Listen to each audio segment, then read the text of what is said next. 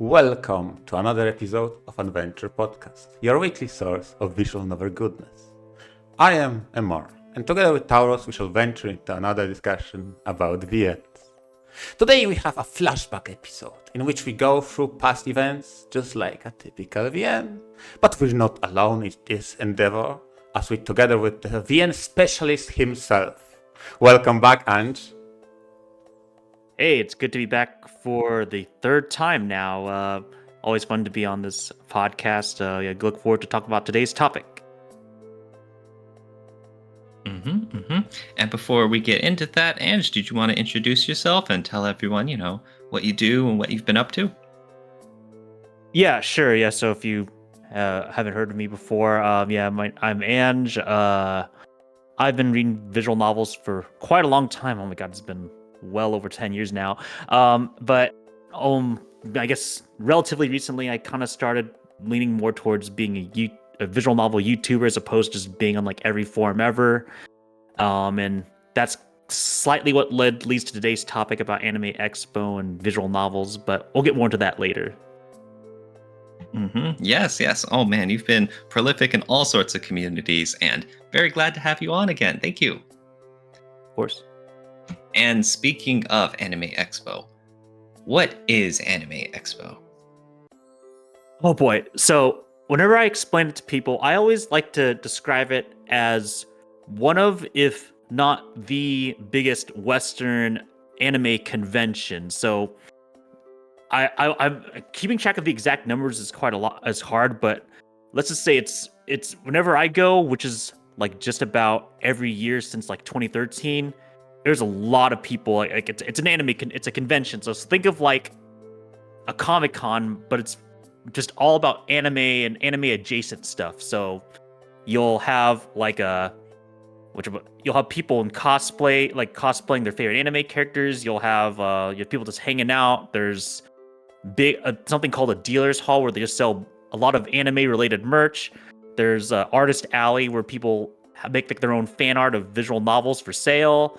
There's what we'll get to talk to about panels, which is basically a way where you can have either people from the anime industry or like just fans talking about stuff like on a little podium for like 50 to 90 minutes at a time, and they'll either talk about announcements or just fun little discussions, or they even play games. And then there's other little things like there's like a manga reading lounge that's supposed to be like a quiet room, then little things, and then there's cosplay gatherings. There's just a lot of little things to do, and Anime Expo has like all of that, but it's like on a huge scale. Like it's at the Los Angeles Convention Center, which is right next to where the old Staples Center was, where like the Los Angeles Lakers played if you watch basketball. Yes, that's super impressive. So when you have a huge gathering like this, it's also a place, like you mentioned, with the panels for developers and creators to visit and answer creations and also provide news updates, right? Yeah. So just getting off the visual novel side, like for example, Anime Expo in particular, since they're one of, if not the biggest convention, they tend to get a lot of Japanese guests. So for example, one of the panels, which I'll briefly go into, one of the creators of Danganronpa, for example, his name is Kodaka. Like he was a guest, and like that's something like pretty big because you got to fly these Japanese guests over like to talk with the Western fans, because that's not something they get to do every day. But even with like something like, for example, Aniplex, which is a big animation company, like they have an American branch, and that's usually where they'll say, hey, we want to announce like our newest anime that's going to be airing, or that's going to get an English dub, or that's going to get a Blu-ray release, stuff like that. So they'll announce like things like that.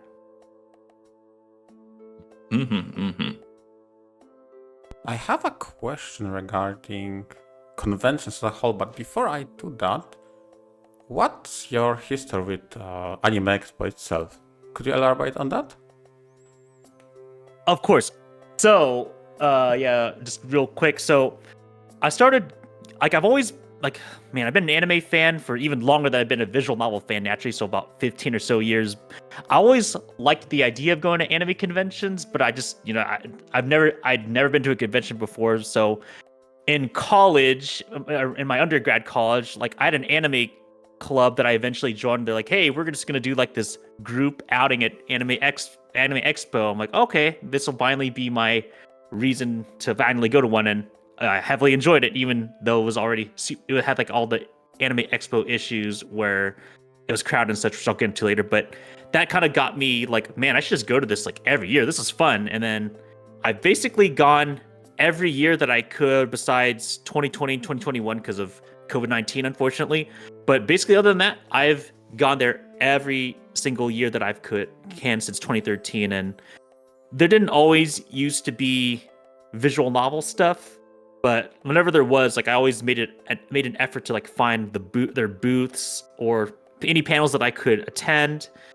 It started off, yeah, like I said earlier, it started off with me just going with anime club, but then, once I graduated, I eventually started going with other friends, and then I even started meeting people at conventions, and then eventually I even started meeting people from the visual novel, like, official publishers at the convention. Like, that's how much it's like kind of expanded for me. So as of 2023, like this convention, like I even know, like, whenever I go to a visual novel panel, like, hey, I recognize that person who's worked on this thing. So, and honestly, more than half the reason I even go to anime conventions at this point is for the visual novel stuff, because to be honest, I've not really been keeping track of like all the new animes. So like when people like say, hey, did you watch this new anime? I'm like, I know of it, but I haven't watched it. But I go to Anime Expo because it's one of the few conventions in America that has visual novel panels and has like basically 3 of the bigger ones. So that's basically why I go to conventions, besides just like hanging out with friends. So far you mentioned Anime Expo exclusively, but do you attend any others, maybe smaller ones?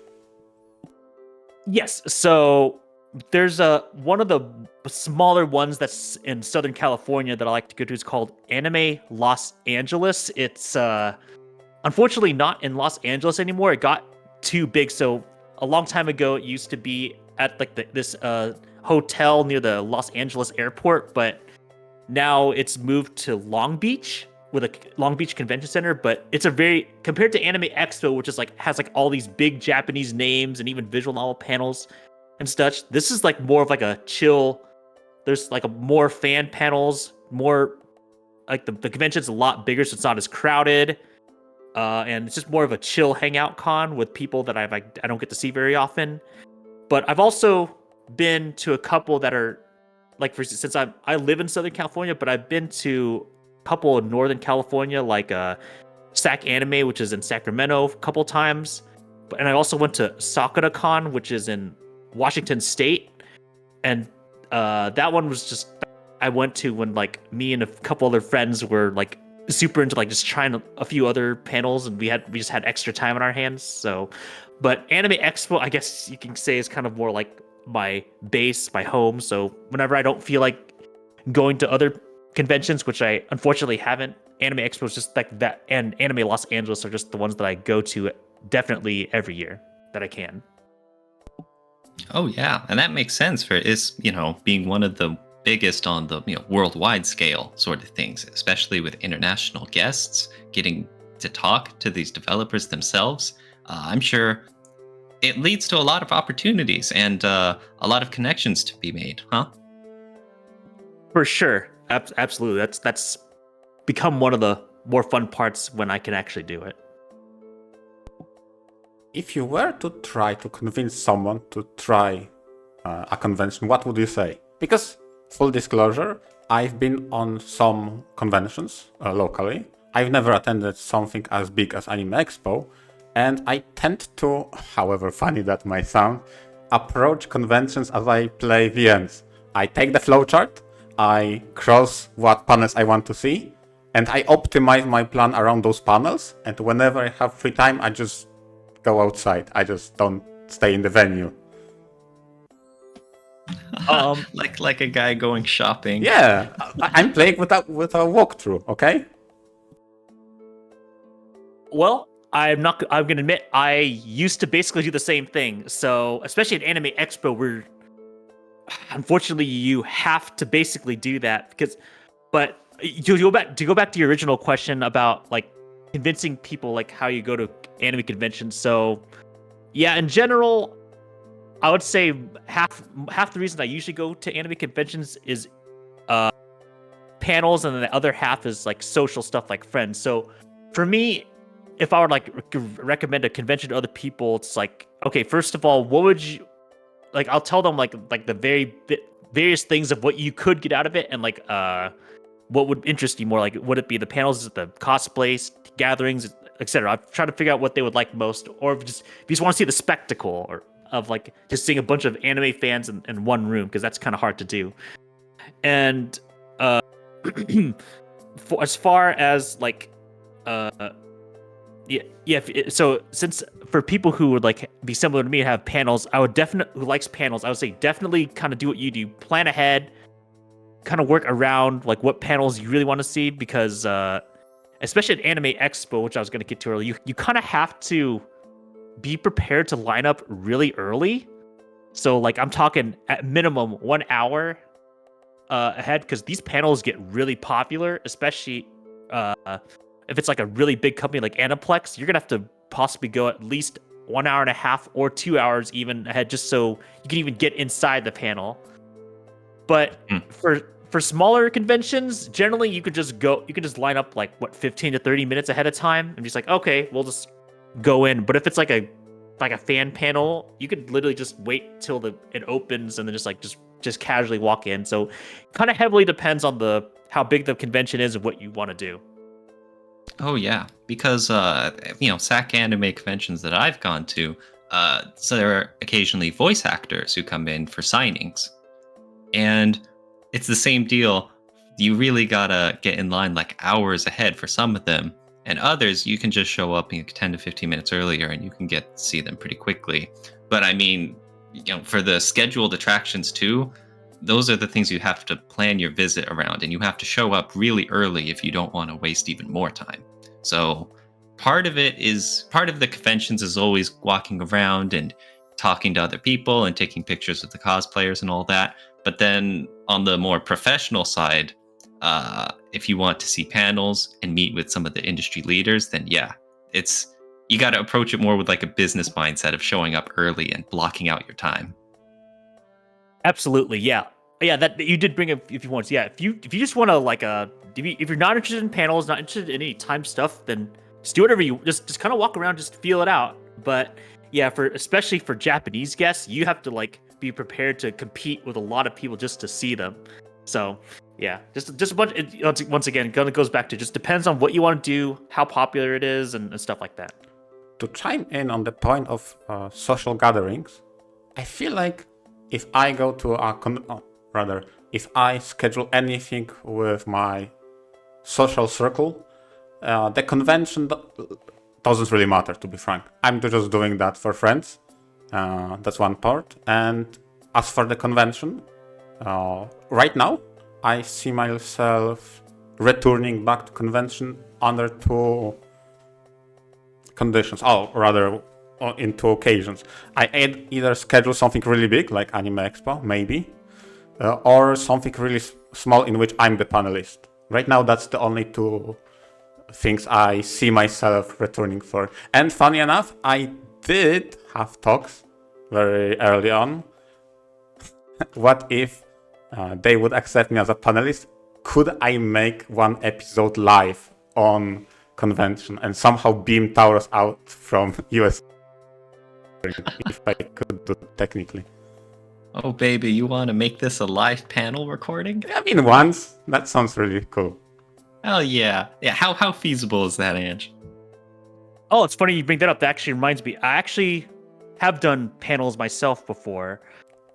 So it definitely was not at Anime Expo. It's like extra competitive to do that because once again you're competing with like Japanese developers and stuff. Obviously, and yeah. But like at these smaller conventions, I just kind of gave it a try. Like, you know what? I wonder if like for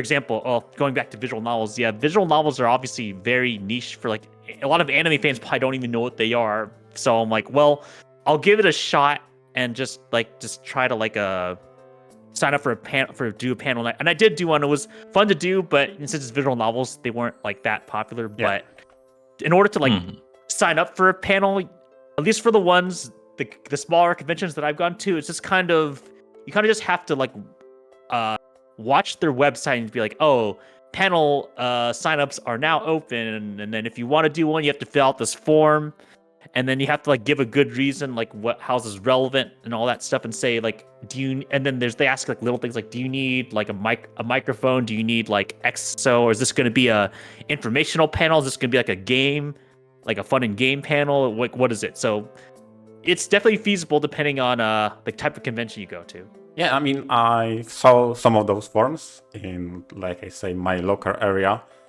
for convention, but I was too busy to finalize the deal.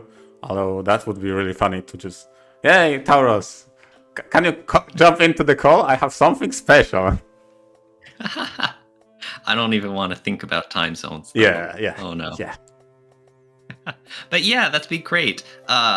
Visual novel panels at an anime convention sound awesome. Especially for, you spearheading something like that, right? Yeah, it was certainly a fun idea. I mostly, well, the few times that I did, I mostly had help from other friends to like get people to join. But yeah, my idea was when I made that panel a long time ago, was like, well, I have to like, I think I made when you have a panel name, you gotta think of like a catchy name to make people want to go. I think I said something cheesy like visual novels anime as literature, so something silly sounding like that. And then I just kind of like tried to give like a very basic, okay, what are visual novels, what are some examples, how do they compare to like, for example, some of the popular anime, and then like a little like trivia like, oh, did you know that Steins Gate and Clannad, two of the most popular anime ever, are actually based on visual novels and stuff like that. So wait, did you just admit to having a clickbait title in a convention? It's not clickbait. That's just a catchy slogan to get people involved. Oh, come on, Emar. But yeah, like you have to know your audience too. If you're at an anime convention and most people are only going to be anime fans, then you have to tailor it to that. You want them to know, hey, you want it to tie it into the anime stuff and say you can find out more about visual novels and reading about the content, more Steins Gate material, So yeah, I mean, there's a skill to it. Yeah, but I like I said, I've only done it like a couple times. I probably could find a way to do it better, but I've just been more worried about doing other things. But there's definitely possible. Speaking of stuff you do at anime conventions, at Anime Expo, you also do streams, right? Yes. So that's been kind of more of a recent thing. So I want to say I started in 2022. So I said way in the beginning of this video, I actually am leaning towards more being a visual novel YouTuber. And it just so happens that I have enough subscribers to like have a go live thing on YouTube. So I was like, well, my visual novels already, or my YouTube is already visual novel focused. So what if I try this whole thing where I try to stream panels? Because like I said earlier, I go to Anime Expo every year, and they've had like visual novel panels since 2015. So I'm like, man, I kind of feel bad that like only like 50 people can like join these panels, and like there's almost nobody there's basically almost never anyone who would officially record these panels, because let's be real, a lot of anime fans probably don't care to have these recorded. So I'm like, well, might as well have like a fan do it. And I have the very fortunate thing where I have a family plan with unlimited data, so I can, since these conventions don't have Wi-Fi, I would have to like record these in 5G, and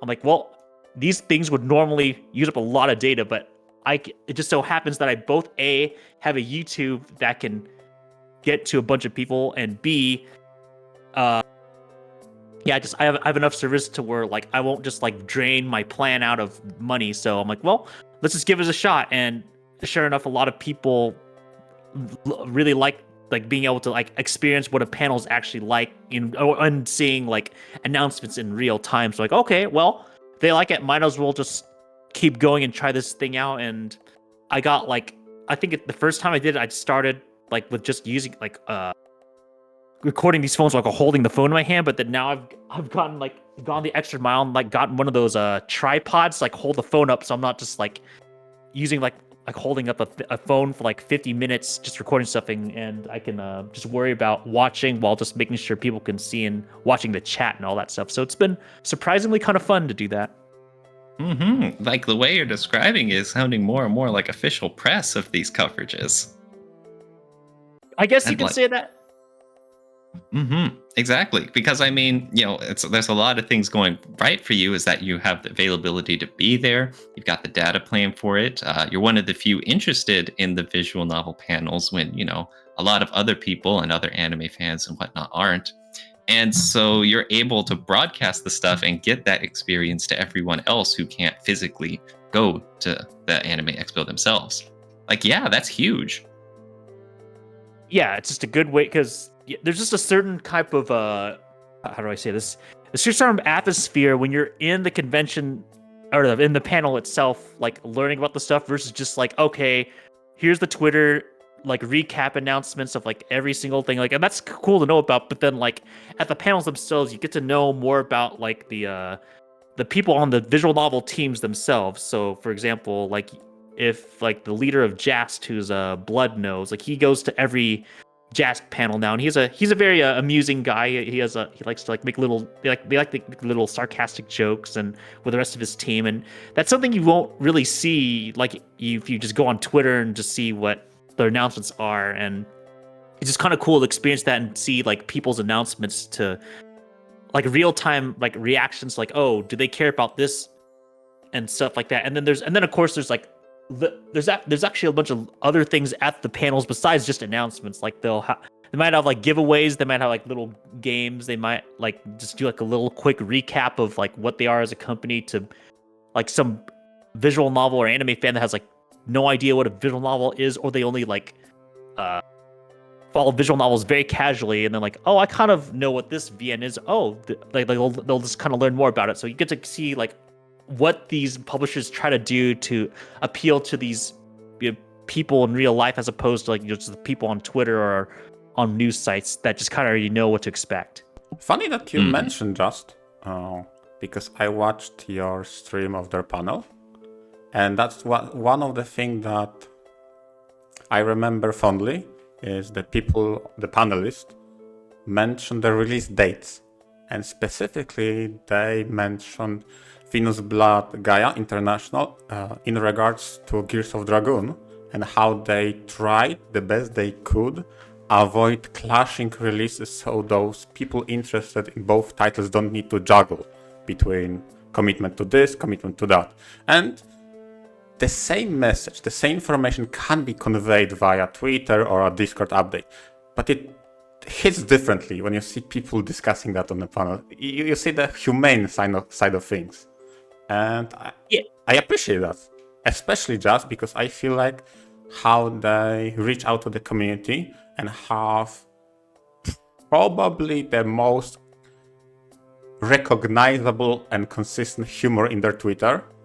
It's like, yeah, it screams passion and that they love what they do. Yeah, I agree. Yeah, that's part of, even if I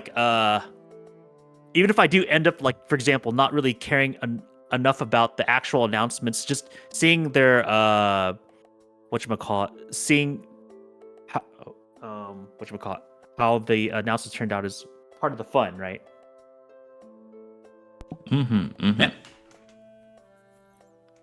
Speaking of some of the announcements, Oh yeah. there were a few things that you saw over at Anime Expo 2023 this year, right?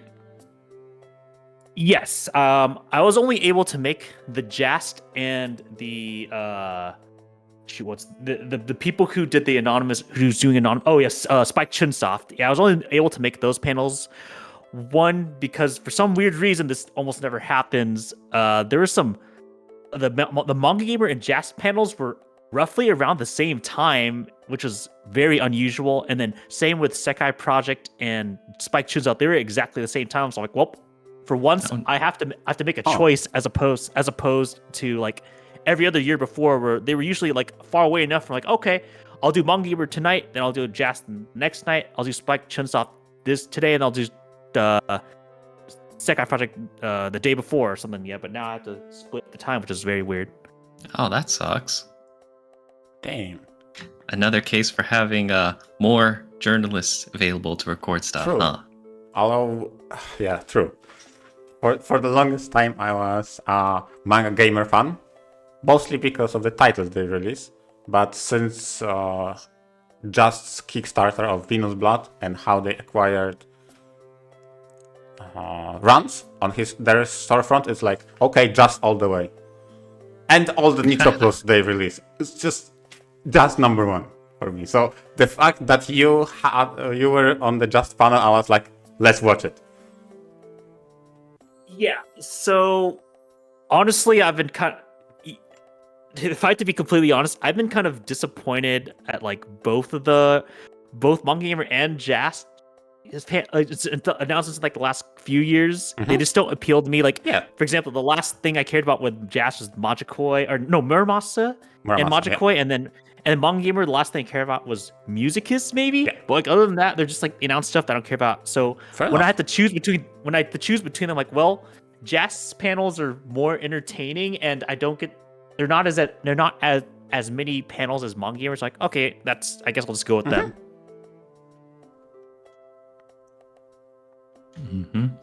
And the titles that you mentioned are fairly recent, but not any time, within the past few months or anything. So it's been a long while since we've had anything to look forward to. And so Anime Expo would have been the chance to do that, but not so much for you? Yeah, but I mean, for me, it's kind of more like I feel like I've read enough visual novels to the point where I'm like mostly satisfied of like what I've read, and anything else is just kind of like icing at the cake. So it's just like, even if it doesn't interest me, I don't really care that much. I'm not like one of those people that's like begging these companies for a very specific title. I'm kind of at this point, I'm just kind of like, if something just happens to seem interesting, I'm like, okay, cool, I'll check it out. But if not, I'm like, oh well, not like I'm like short on anything to read these days. That's true. We have plenty of titles in the backlog, etc. Yeah, and I mean, same here. Personally, I don't tend to follow developers much. I just kind of bounce from individual title to title based on, the premise and if they look good and if I've heard good things about them and whatnot. Really, the only dev team I can say I follow intensely would be Type Moon, just for, the Fate, Tsukimi related stuff. Obviously. Excuse me. What? But yeah, I mean, aside from other places like Jast or Manga Gamer, it's more a case-by-case basis for me.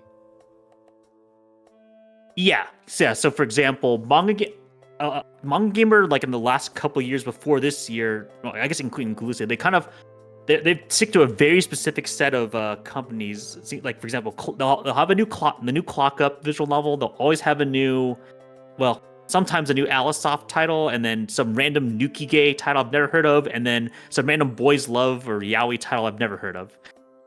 And then Jast is like Jast, I guess, is slightly more unpredictable. Like, for example, this year they announced this Sisters visual novel, which is like some animated like autoplay visual novel with like a bunch of anime-ish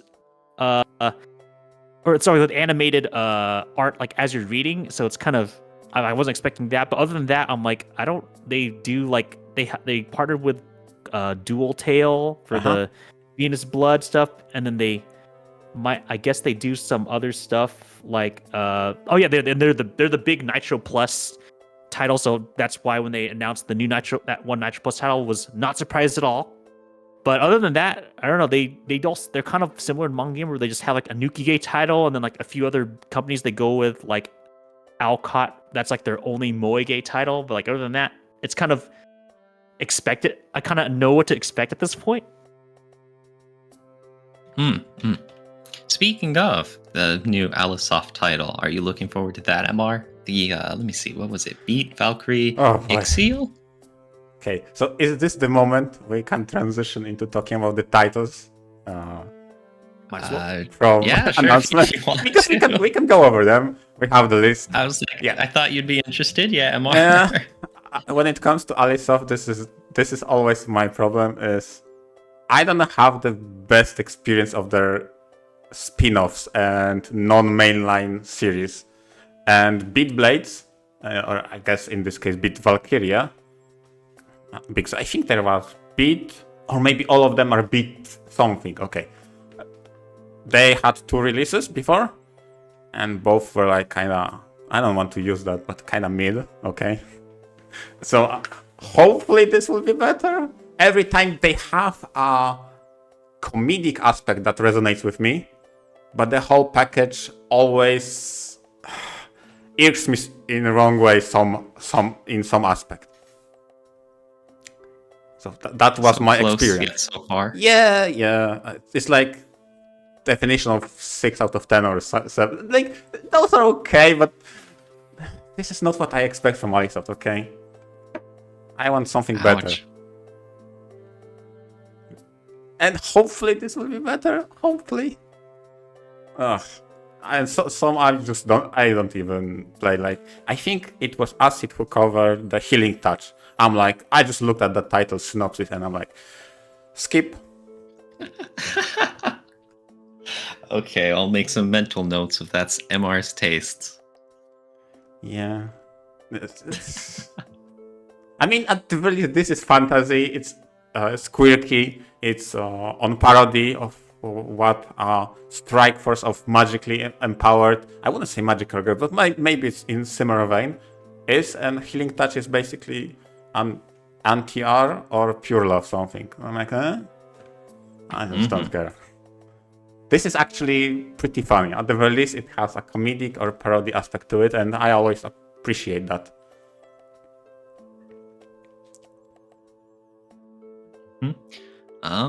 As for title I'm looking forward to, like I mentioned earlier, pretty much I just have to say the English release of Tsukihime, which, funny story about that.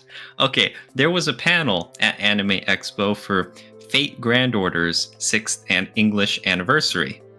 And the anniversary events in gacha games are big deals, and they had a panel for this, and they were going to give out, a whole bunch of goodies and make some hugely hyped announcements of new characters and material and whatnot. The panel also had information about 2 upcoming Fate releases. One was like a video game for the Cooking with Emiya show, and the other was like Fate Samurai Remnant, I think. So they had announcements there of English material stuff, and they had, like Ange mentioned, they had Japanese guests and the voice actors, and they did interview stuff with them, and they got into the meat of all of that, all of the game stuff. And after the live stream ended is when they put out that announcement at the end of the English Tsukihime release. And the only picture we have is just some guy in the crowd taking a picture on his phone of the screen. Which, I mean, this is arguably the most hype info coming out of that panel, even for Fate Grand Order fans, and it's it got cut off at the end. Oh man, that's so funny. Yeah, that's awful. Yeah, to go a quick thing about Anime Expo. So, unfortunately, since there's so many panels to go through, I think I have I wasn't at this panel, unfortunately, because I don't really play Fate Grand Order, but I have a feeling the issue is, since they're on a very strict time limit, they probably had they probably want to talk about the Fate stuff first, obviously, because it's Fate panel, but then maybe they talked too much about some things, and then the Anime Expo staff had cut them off, and then oh shoot, we missed this kind of important announcement, so I guess we'll just throw it in at the end for people who are still here, I guess. But I mean, no, I'm glad somebody got a picture of it, because like you said, even though Tsukihime is only technically in the same world as Fate, it's still pretty important, I would say, because I feel like they did the same thing when they announced Witch on the Holy Night at last Anime Expo, but I'm pretty sure that one actually got the proper video trailer announcement dealio. So it kind of sucks that Tsukihime kind of got cut off from this, because that's kind of unusual to me. Usually they have time for the big announcement like that. The way Especially because it's a VN with huge production values. It's been super hyped for almost like over a decade, and it's been Type Moon's like latest visual novel release, which is getting increasingly rarer. But the way you guys described this announcement sounds so much like a cryptoid. Someone has one picture of it. Trust me, we have the Bigfoot here. Like, is it true? Will it come out? We don't know. Urban legend. Including just some guy in a baseball cap covering up part of the bottom of the Yeah. picture. Yeah. It's hilarious. Oh, well, the more things change, the more they stay the same. Yeah, true. Should we go over the list of all the releases? Of all the announcements? Yeah, might as well. Yeah, Sure. might as well, because the one I have here from the Manga Gamer is Hana Awase New Moon. Mm-hmm. And I don't know An what to ultimate say. title. And it's an Oh. it looks like an otome, right? Yeah. Yeah. I've read a Yeah. few. Yeah. It's been a while. I can't say I'm a fan, but I do appreciate how dedicated all of those Otome fans are. I mean, They show up. Oh, damn, that's true. And as for Otome titles I read around 6. And I have the same... I don't read romance, I don't really read Otome, so whether or not the protag is male or female doesn't change much for me, ultimately. Another manga gamer title is Dead Days by Clock Up. I haven't read anything by Clock Up. I'd like to one day, but like their stuff is pretty heavy even for me. Yeah. Yeah. Same. Yeah, I read Euphoria. I bought Magot's Bates. What did they also produce? Because I don't remember right now. They've done stuff like making the Arrowgate. They've Oh my done. god, that title. Yeah, I read it. Oh, you read that? Yeah, I read the Eroge. man. Eroge. What a Clock Up fan. Yeah, it was so good.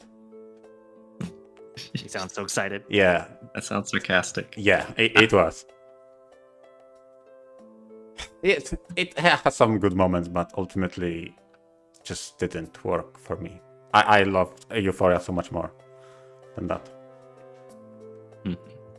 There's another manga gamer title, Beat Valkyrie Exile, which you talked about exactly. earlier. Exactly. There is Welcome to a Sexy Open World. That is Which- so weird. I'm actually surprised it took this long to get some, Eroge, Moege stuff, but here we are.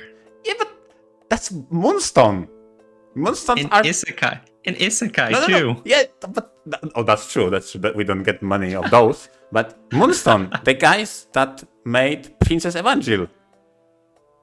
Yeah. That's so weird. Yeah, it's like what do they become?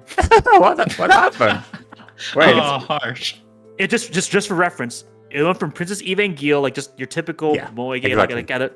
and then they went to Sakura no Mori Dreamers, which is like their attempted take at like a horror-ish VN, and then now we're doing isekai with girls with big boobs. Yeah, and like, wait, what? What happened to you? Yeah. And I really love Princess Evangel. I haven't played the horror one. I might try this one. Mostly because Hatsumira was a very good isekai VN that I liked. Oh yeah. It seems weird. Okay. And I think that concludes all the Manga Gamer announcements. So, going on Just, first we have... Oh my god. This is the most honest title, I just don't know. That looks more like a game than a VN, okay? I wonder... Yeah, but which one you talk about? Oh, there's a few of them, huh? Yeah, there's few of them, yeah. You didn't narrow that down that much, do you? Thank you, Jast. Yeah, because the one I have first on the list is Goblins on the March. Oh. I'm like, okay, that sounds like a kind of meme, I suppose, playing on the Goblin trope, or maybe on a wave of popularity from Goblin Slayer, but it was quite a long time ago by now. I don't know. Goodness, yeah. That's many years ago. Yeah, exactly. Yeah, when Jast announced this dark bug Nukige last year, like this year I was just predicting, yeah, what's like kind of like what do they think of next? And then sure enough, yeah, there's goblins. Like, okay, well now next year I'm gonna expect they're gonna have like some other animal weird thing. It will be man. orcs that time, okay? Thank you, Jast, for getting the important stuff out of the way. Okay. Yeah. There is Yomegami, my sweet goddess, which is another moege. Honestly, I mean, tons of people love moege, so I can't complain. They're what fuel the industry, and they get money. True. And this is one Yeah. of those few moeges I actually have on my radar, just because of the Onigoko they released. What was? How many years ago? 2 years ago, maybe? Maybe 1 year? I don't remember. Looks really they interesting. Yeah, if I had to pick, besides Tsukihime, like I guess this is the closest thing to something I'm personally interested in most. But yeah, I mean, it's by Alcott. They've done Onigako, the fan disc, then My Girlfriend is the President, stuff like that. So if you like any of those, maybe you like this one. Sweet, sweet. There is, what is it? Yamizone Liberator? Oh boy. What do you know about that one, MR? Oh, why do you have to out me like that? Okay, I played Yamizome Revenger, so the prequel to this, because this is a sequel, I suppose. It's exactly as I have the short summary here about. It is very dubious content, but I feel like they had a very interesting premise in Yamizome Revenger, because they approach it, okay, it sounds like an excuse. It sounds like a very thin-veiled reason to do those acts, but they went out of their way to set up the premise of the conflict between Demon Lord and protectors of humanity hangs on the balance of you exploiting their weaknesses by healing their traumas. It's so weird how they approach it. Now, how they try to, how can I say it? Spin it, okay? Is you in a row of, I'm talking about Revenger. You as a protagonist get a pact with Demon Lord, and you play the game in a cycle of fate, in like Fate Stay Night. On the day, you investigate, you talk with people, and you try to figure out what's their weakness, what's their, so to speak, trauma. And during the night, during the fights, you try to exploit it by talking with them and taunting them on that point. And it's just enough intrigue that it kept me interesting of how you spin those information about people and their weaknesses. Like, okay, this is definitely on the darker side of VNs. It has, though, that uncanny whether or not it's really, is it wholesome or not? Because by confronting their weaknesses, they actually overcome them, so not to lose to you, and they become a better person. The targets, let's call them. It's so weird. So I actually look forward to Liberator, because I kind of like the Revenger. Neat. Another announcement. Mojika, truth rears its ugly head. I actually remember seeing and hearing about this years ago, and how it kind of made a splash. Another Nitro Plus title. Same thing where I'd like to read one of their titles eventually, but I kind of need to prepare myself for them first. Oh, definitely. Nitro Plus is my developer of choice, let's say, for all things edgy. So I definitely have to have my edge mindset when approaching their titles. Yeah, for this title in particular, I've like heard kind of mixed things about it, but I mean the premise itself seems pretty interesting. Where like apparently the main guy can apparently read minds or something, but he's also like not like a very unattractive person in terms of looks. So I'm like I can only kind of guess how this turns out, but yeah, like Nitro, like similar to MR, I kind of have to be in the right mood to read Nitro Plus titles, but there have been some that I liked, so maybe I like this one, but we'll have to see. And a title called, if I can figure out how to read this, Jibril? Makai Tenshi Jibril by Frontwing. It's a classic one, and I always loved that early 2000s art style. That is such a weak spot for me whenever I see that. I can't even say I'm nostalgic for it because I didn't really watch anime or anything from way back then. I just love how it has its own unique identity. It's so funny that right now, given how we advance with the graphics, going back to the classic look is now considered something unique. Because we all understand when we read a VN that has that generic anime look. Right? And everything that is outside of that is like, on artwork alone, maybe I'll give it a try. Heck yeah. I mean, that is the number one reason people get interested in a VN. Yep. Like if they see the artwork and if it really appeals to them, or if it doesn't, you know. I agree.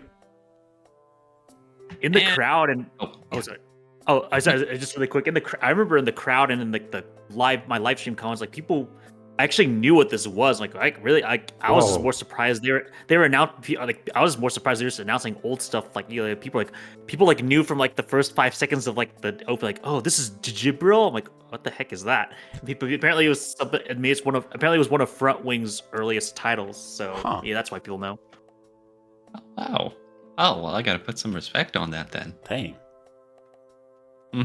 And the last one for Sisters, Last Day of Summer, which we also talked about a little earlier, a fully animated title like School Days, which, that sounds ambitious. Yeah. Yeah, I personally never tried one of those, but including the Days series, to me, that just seems like really weird for a visual novel. Like, how do you have like these fully animated talking scenes, but it's still in a visual novel format? That just seems like, why not just make it like keep it anime? I don't get it. I did read I guess part of School Days, and yeah, a lot of times I was wondering, like, man, this feels like it's getting the worst of a visual novel and of an anime. Yeah, because you have to make so many concessions in your animation. You cannot animate everything in all the possible variants. So you crop out the picture to weird positions. To be frank, to answer your question, Ange, when it works on a common route, right? So when everything is the same regardless of the route you're in, it works really well. I'll be honest. You see how people walk, talk, and interact. You see some animation, like, for example, if you are more violent or there is some more intense moment, they push each other and you see that. So, okay, there are some benefits to it. But when it doesn't work, you really see how they work around the problem they injected from themselves. Funny enough, I feel like in School Days they had a lot of kissing scenes that were basically cropped mouths, so you didn't know who was with who. So they reused the same scene for every character pair, I think.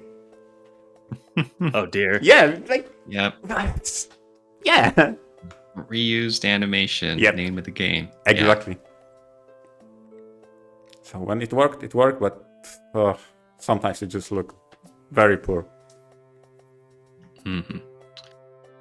That's it for just announcements. And I think on that note, we might have to get wrapping this episode up pretty soon. Exactly. I feel like we've went over all the announcements. They had some miscellaneous updates on titles like, we still work on them, sorry. It takes so long.